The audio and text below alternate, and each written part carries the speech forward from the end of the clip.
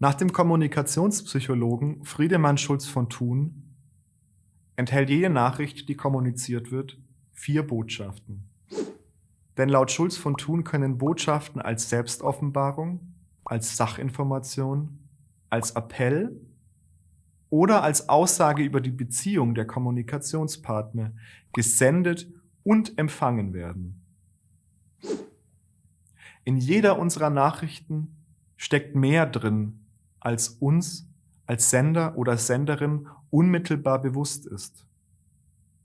Die Entschlüsselung der Nachricht auf Empfängerseite obliegt auch immer wieder einer gewissen Freiheit und damit auch einer Störanfälligkeit. Wir wissen nicht, wenn wir Nachrichten senden, ob das, was wir eigentlich sagen möchten, auch so ankommt. Was wir jedoch tun können, ist uns auf beiden Seiten als SenderInnen und EmpfängerInnen dieses Phänomens bewusst zu sein und im Störungsfall klar zu benennen, was der Fall ist. Das nötige Handwerkszeug bekommen Sie im nächsten Video, wo wir uns die Sachebene einer Nachricht ansehen.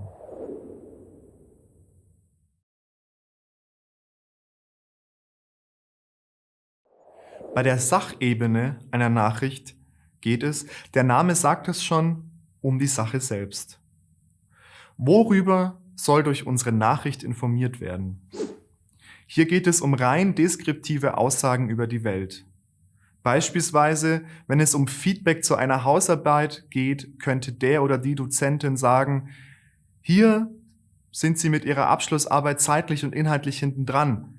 Ich sehe, dass Sie viel Zeit und Platz auf Thema A verwendet haben. Thema B, welches sehr wichtig ist, haben Sie noch nicht bearbeitet. Bei Konflikten hört man häufig den Satz, bleib doch bitte mal sachlich. Oder können wir mal bei der Sache bleiben?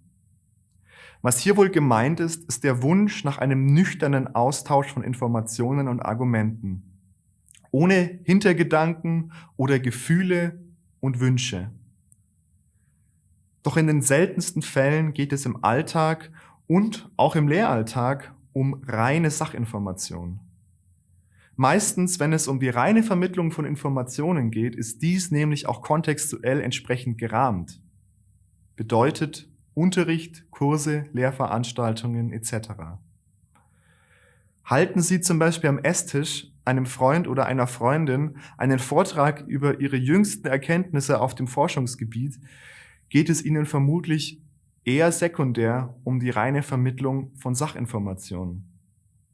Vielmehr steht vermutlich auch der Wunsch dahinter zu zeigen, schau mal, was mich interessiert oder ich bin stolz auf. In Bezug auf unser Thema Feedback können wir 2 Dinge festhalten. Erstens halten wir fest, dass es beim Feedbackgeben mit der reinen Übermittlung von Sachinformation noch nicht geschehen ist. Dahinter stecken immer implizit Wünsche, Überzeugungen und Emotionen. Diese gilt es auch zu thematisieren und wir sollten uns vor Feedbackgesprächen darüber klar werden. Was möchte ich erreichen? Warum mache ich das überhaupt mit diesem Feedbackgespräch? Zweitens bedienen wir uns des Credos der Kommunikationspsychologin Ruth Cohn. Störungen haben Vorrang. Das bedeutet ganz einfach, dass wir realistisch anerkennen, dass eine rationale Auseinandersetzung mit dem eigentlichen Thema nicht sinnvoll ist, wenn es bei beiden Seiten Emotionen und Bedürfnisse gibt, die im Weg stehen. Es empfiehlt sich stattdessen, auf die Ebene der Metakommunikation zu gehen, also darüber zu reden, wie man redet. Vor allem aber geht es darum, Emotionen und Bedürfnisse und auch Persönliches, was zwischen den GesprächspartnerInnen steht, zu thematisieren, bevor man sich mit der Sache, mit dem nüchternen Austausch von Informationen auseinandersetzen kann.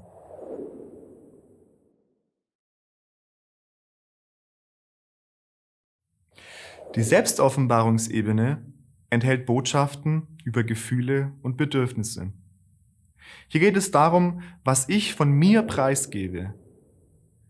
Tatsächlich ist es so, dass wir uns nicht selbst offenbaren können, wenn wir kommunizieren.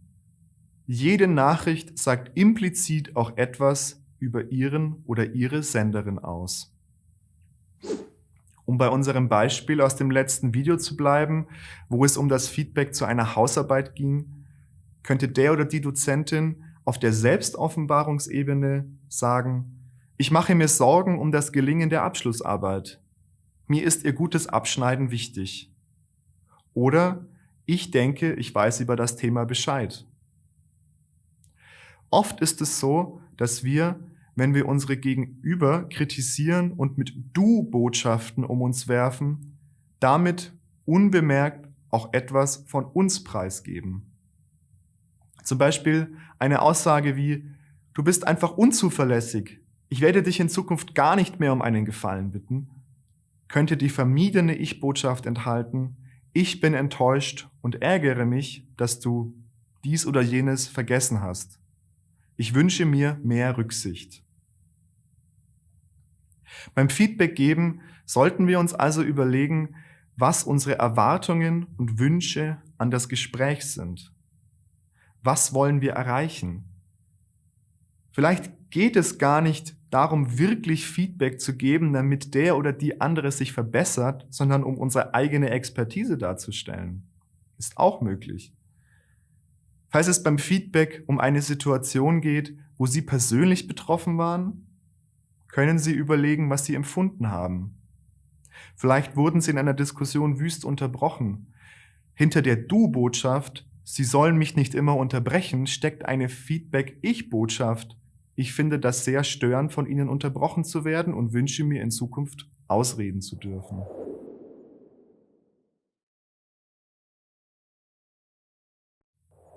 Die Beziehungsebene einer Nachricht enthält Botschaften darüber, wie die beiden GesprächspartnerInnen zueinander stehen.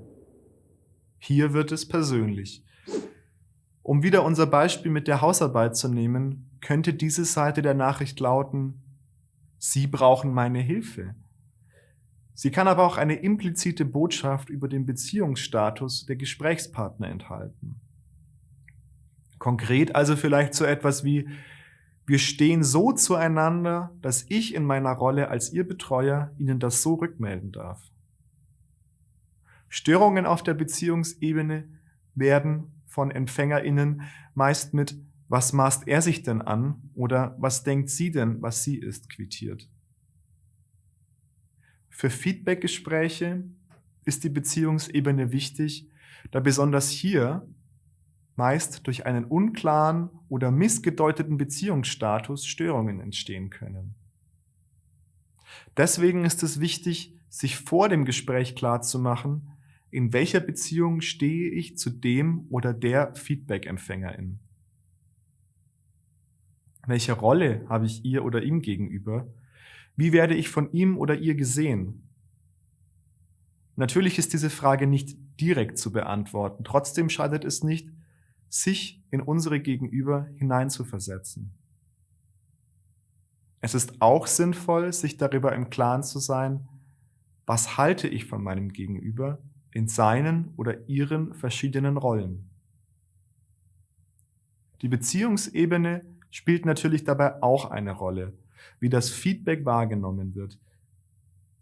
Haben Sie die Rolle der oder des Experten oder sind Sie vielleicht nur ein Peer?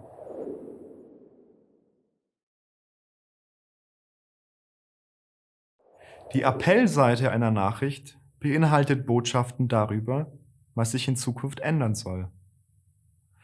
Das ist für Feedback natürlich zentral. Wir geben Feedback ja natürlich nicht nur, um zu informieren, sondern auch vornehmlich, um zu Veränderungen anzuregen. Was soll der oder die Empfängerin in Zukunft anders machen? Um unser Beispiel des Feedback-Gesprächs zur Hausarbeit noch einmal aufzugreifen, könnte die Aussage lauten: Arbeiten Sie effektiver. Gehen Sie ab jetzt verstärkt auf Thema B ein. Bei der Appellseite geht es darum, Wirkungen zu erzielen. Kommunikation ist nach Schulz von Thun neben dem Ausdruck dessen, was ist, auch immer ein hervorbringen wollen, was sein soll. Dass auch gut gemeinte Appelle wirkungslos verhallen, liegt zum einen daran, dass Appelle auch immer etwas auf der Beziehungsebene aussagen. Nämlich, du brauchst meine Hilfe oder ich weiß es besser als du. Dagegen allergische GesprächspartnerInnen reagieren darauf meist mit Trotz. Der Grund liegt auch darin, dass Appelle das Autonomie- und UrheberInnen erleben unserer Gegenüber beeinträchtigen oder zerstören. Es ist ein grundlegender Wunsch von Menschen, sich in ihren Lebensbereichen selbstwirksam zu fühlen. Gerade auch was Feedback anbelangt, ist es aus Coaching-Perspektive sinnvoller, eher unsere Gegenüber dabei zu begleiten, selbst auf Lösungen zu kommen. Dadurch entsteht Autonomie und Selbstwirksamkeitserleben. Wenn das Ziel dann erreicht ist, entsteht im besten Falle Stolz, dass man es zwar mit Unterstützung, aber doch selbst geschafft hat. Das kann ein großer Motivator für weitere Aufgaben sein. Zumal wir wollen mit unserem Feedback ja zur Selbstständigkeit befähigen. Ratschläge und Appelle halten unsere Gegenüber ja letztendlich in einem Abhängigkeitsverhältnis zu uns Ratschlaggebenden. Generell sollten wir uns daher eher auf der Ausdrucksebene bewegen, heißt eher in Ich-Botschaften senden und eher nachfragen als vorgeben.